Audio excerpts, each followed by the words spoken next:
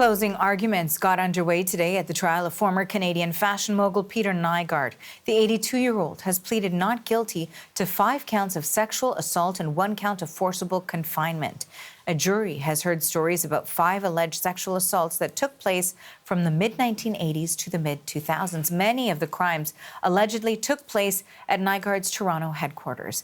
The CBC's Megan Fitzpatrick is outside the courthouse in Toronto, and she joins us now live. So, Megan, what has been heard in court so far?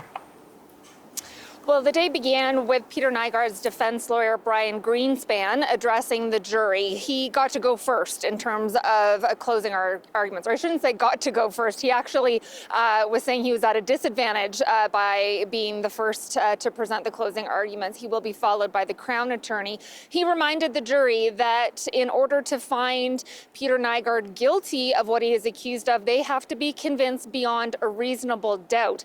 He was telling the jury they can't act on speculation or suspicion or what they think may have happened.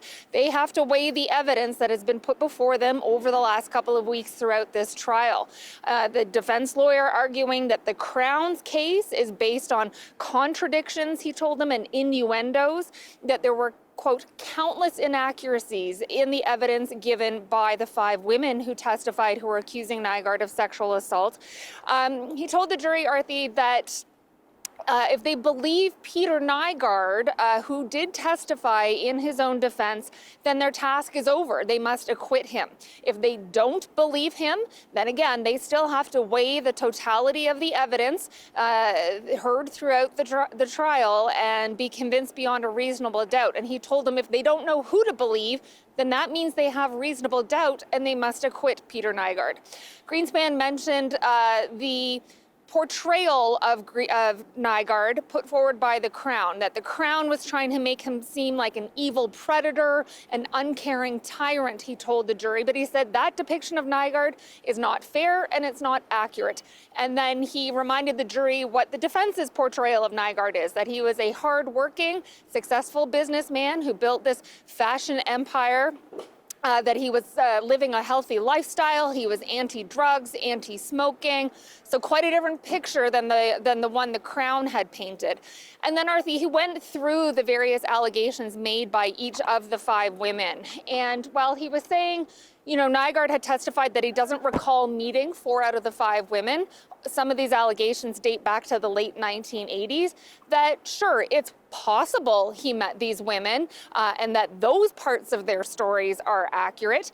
But he was essentially saying the rest of their accounts are just not plausible. And what they say happened doesn't make sense. At points, he said that what they said happened were figments of their imagination, pure nonsense, that their stories are just unworthy of belief. And he mentioned several times that some of the women are participating in a class action lawsuit launched in the United States, and that they are motivated financially to be telling these stories, is what the defense lawyer was putting before the jury.